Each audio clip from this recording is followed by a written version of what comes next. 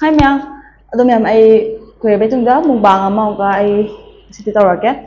Ngasigi mathiyal sidi ko. Kano ne chagem pombam leire. Han juno me tembel se chagem pombam leire aduga sina akhoi ma na thongbani mayan men hawai tawraga yongchak singju leire nga tawba aduga sina maringkha. Aduga si thongba thakpede ulaktre adoi video se namꯍꯧꯗ꯭ꯔꯦꯕꯀꯣ ꯊꯣꯡꯕ ꯊꯥꯛꯄꯩꯗꯤ ꯑꯗꯨ ꯇꯥꯔꯒꯁꯨ ꯑꯗꯨꯝ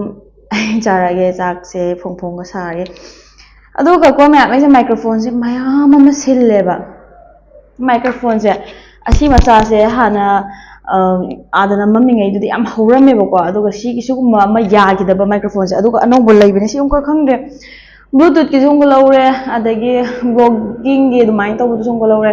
ꯑꯃꯠꯇ ꯌꯥꯗ꯭ꯔꯦ ꯑꯩꯁꯦ ꯁꯥꯎꯅꯤꯡꯉꯕꯅꯤ ꯃꯥꯏꯀ꯭ꯔꯣꯐꯣꯟꯁꯦ ꯃꯌꯥꯝ ꯁꯨꯔꯦꯕ ꯑꯁꯤꯕꯒꯤ ꯃꯥꯏꯀ꯭ꯔꯣꯐꯣꯟꯁꯦ ꯌꯥꯝꯁꯜꯂꯦꯕ ꯈꯪꯕ꯭ꯔꯥ ꯑꯩꯅ ꯂꯧꯔꯤꯁꯦ ꯃꯌꯥꯝ ꯑꯗꯣ ꯁꯤꯁꯦ ꯃꯊꯛꯇ ꯑꯩ ꯍꯩꯊꯔꯒꯦꯀꯣ ꯍꯣꯏ ꯆꯒꯦꯝ ꯄꯣꯝꯕꯅꯦ ꯃꯥꯏ ꯍꯩꯊꯔꯒꯦ ꯑꯗꯨꯅ ꯃꯩ ꯆꯥꯔꯒꯦꯀꯣ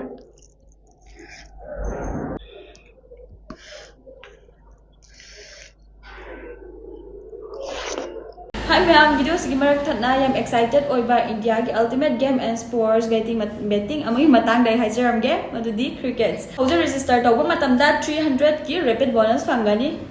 Jili game asisu adum crickets ta adum sanaba yare. Aduga amana ma'am iPhone 16 Pro Max ki ko every week oina fangba yabgi chance ama supiri. Crickets na yam excited oiba offer ama supiri 50 free spin ko jili da adum sanaba yare. Aduna ma'am spin taraga big earn tawba yare ko adum. Aduga ma'am amana ko every referral khudingi rupees 300 amasong ka fangani aduga birthday gi bonus oina ko 1000 henes amuka fangani guess hariba masana asi download tawtar gadi 50% affiliate commission amasong ka fangani aduga ma'am cricket hariba masana asi phone pay google pay or any bank da deposit ama je withdraw se am line tawbi yare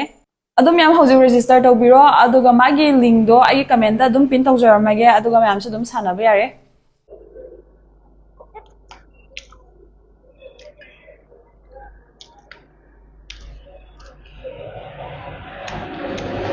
Hả?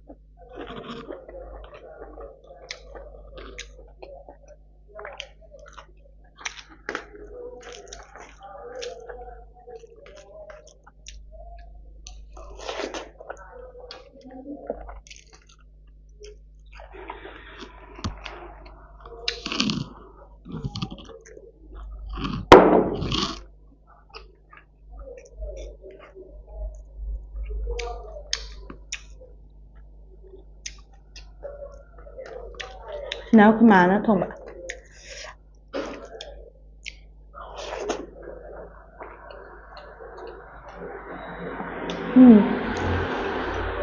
Hả?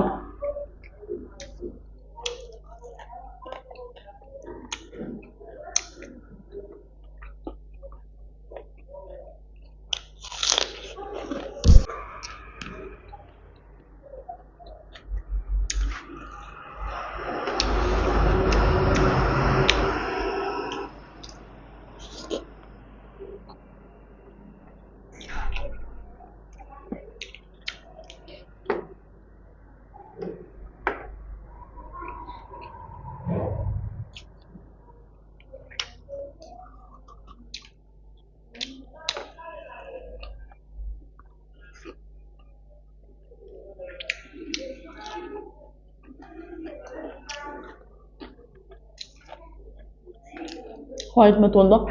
anh ơi anh mẹ mình là bên sinh dục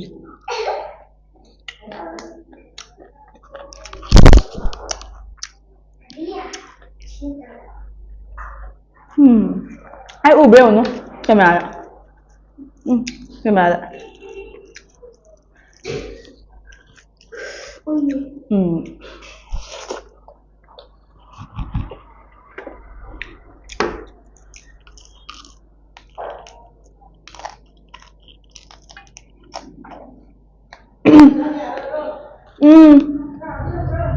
Yaanya.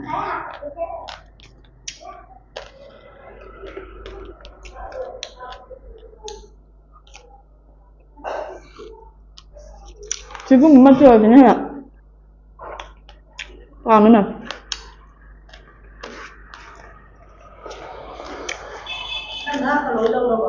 chắc là nhá nhà mình nha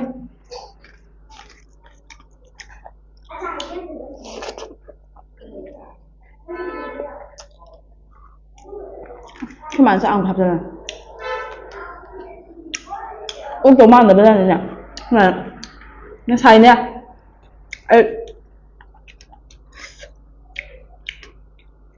các bạn chắc lúc bảy cái gì yêu cái đi dùng để sao rồi bà qua ok mà chắc sao mỗi này khăn bây giờ chắc chắc là mỗi ở đây là mong người đi khăn bên này mà hấp dẫn đi đúng không mà xin chú cái khoa đi dùng chắc cái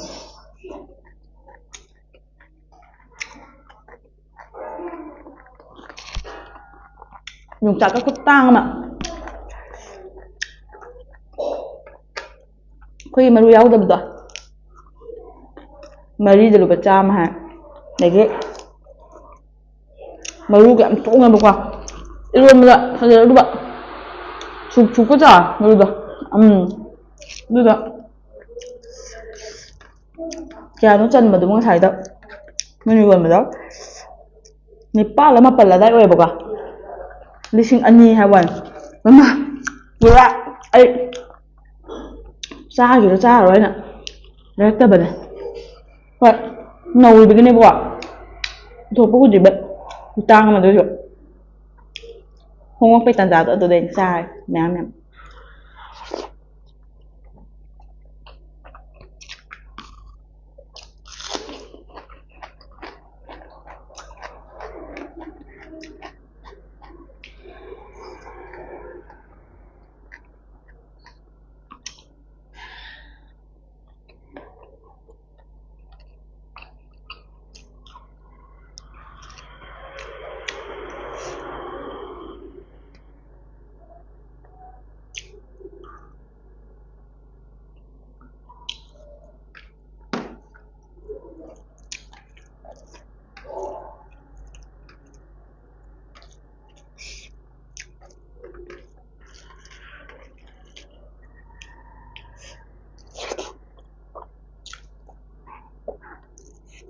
không chắc gì không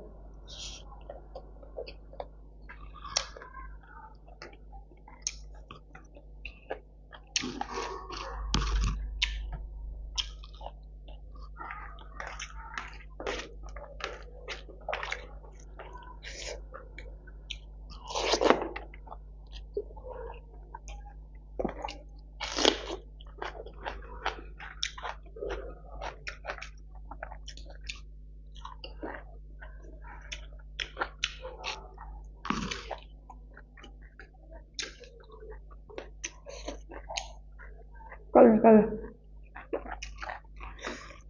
cái bà đây nè như vậy mày ra rồi ăn nó sẽ đặc biệt dùng trái xoài nè sinh chủ tổ về xa bằng âm thẻ vào sai bây giờ và nó chắc không xác thùng là một cái bà thì xác em thùng là một cái im đậm áo chú răng bộ đây vậy mà là xác thùng đó in sáng thùng tập vậy nó chắc thùng dưới xuống rồi bạn phụt tụ ở hạp đây mày đôi thì thuốc lên đi sai bằng âm này nó kìa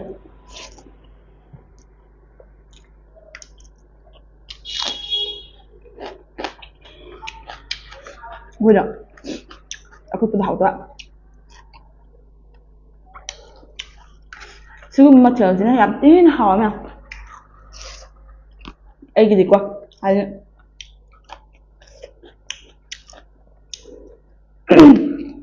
상하이 này em hình thành ra được 애기들 nè vì mà thường thì nó best à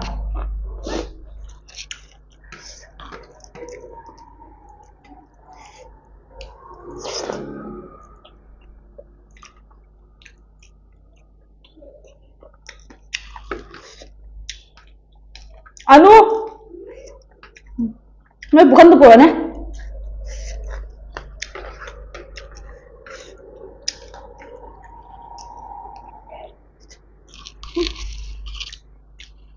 Kulit padam. Bawa ke sana. Dah.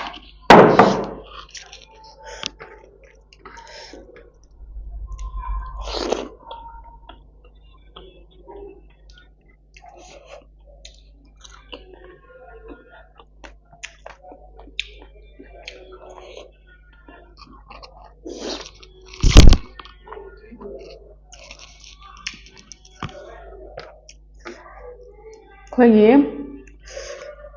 ꯄꯥꯕꯨꯡ ꯕꯤꯔꯦꯟꯁꯤꯅ ꯀꯔꯤ ꯍꯥꯏꯔꯤꯕꯅꯣ ꯈꯪꯗꯦ ꯀꯦꯝꯗ ꯂꯩꯕ ꯂꯩꯁꯜꯂꯛꯏꯁꯤꯁꯨ ꯀꯨꯏꯁꯜꯂꯛꯑꯦ ꯑꯩꯈꯣꯏ ꯕꯥꯍꯣꯏ ꯂꯩꯔꯛꯏꯕ ꯑꯩꯈꯣꯏ ꯏꯅꯝꯃꯍꯣꯏ ꯑꯩꯈꯣꯏ ꯏꯃꯨꯡ ꯃꯅꯨꯡ ꯀꯦꯝꯗ ꯂꯩꯔꯛꯏꯁꯦ ꯀꯨꯏꯁꯜꯂꯛꯑꯦ ꯆꯍꯤ 2 ꯐꯥꯖꯤꯜꯂꯛꯀꯗꯣꯔꯦ ꯑꯩꯈꯣꯏ ꯈꯛꯇ ꯅꯠꯇꯦ ꯂꯥꯟ ꯆꯦꯟꯅꯔꯒ ꯂꯩꯔꯤꯕ ꯃꯌꯥꯝꯁꯦ ꯀꯌꯥꯝ ꯀꯨꯏꯅ ꯂꯩꯈꯤꯗꯣꯏꯅꯣ ꯈꯪꯕ ꯅꯠꯇꯦ ꯇꯧꯔꯤꯁꯦ ꯏꯔꯥꯡꯁꯦ ꯂꯣꯏꯁꯟꯕ ꯁꯨꯡꯅꯥꯏ ꯅꯥꯏꯍꯟꯗꯕ ꯋꯥꯅꯤ ꯃꯥꯅ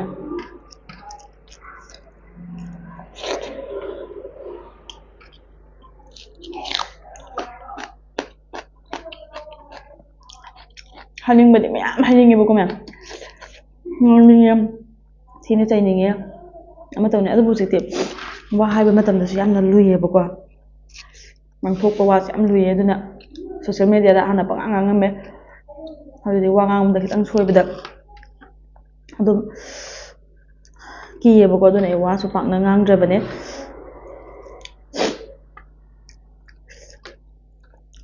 ꯁꯤ ꯇꯦꯡꯀꯣꯠ ꯍꯥꯞꯆꯜꯂꯤꯁꯦ ꯑꯇꯩ ꯅꯠꯇꯦꯀꯣ ꯌꯥꯎꯗꯕꯩꯅꯦ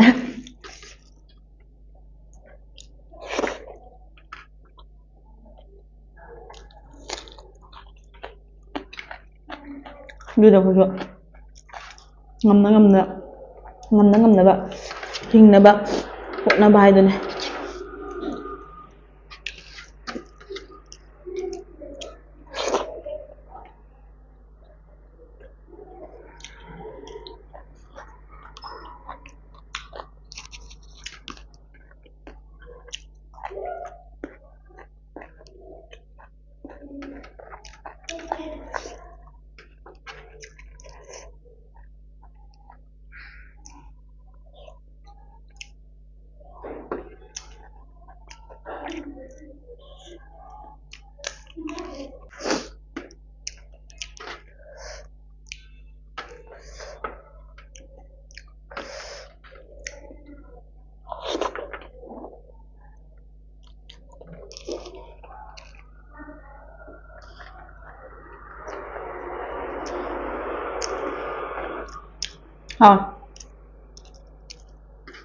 ꯈꯥꯃꯦꯟ ꯏꯟꯖꯥꯡꯁꯨ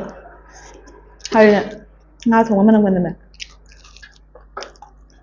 ꯇꯨꯡꯍꯟꯕꯤ ꯐꯖꯅ ꯊꯥꯛꯑ ꯊꯣꯡꯕꯩ ꯃꯥꯜꯂꯦ ꯑꯩꯅ ꯍꯥꯎꯕꯒꯤ ꯄꯥꯝꯃꯨꯕꯩ ꯂꯧꯁꯜꯂꯛꯄꯅꯦ ꯑꯩ ꯃꯨꯛꯕꯥꯡꯗ ꯍꯥꯞꯇꯣꯛꯀꯦꯅ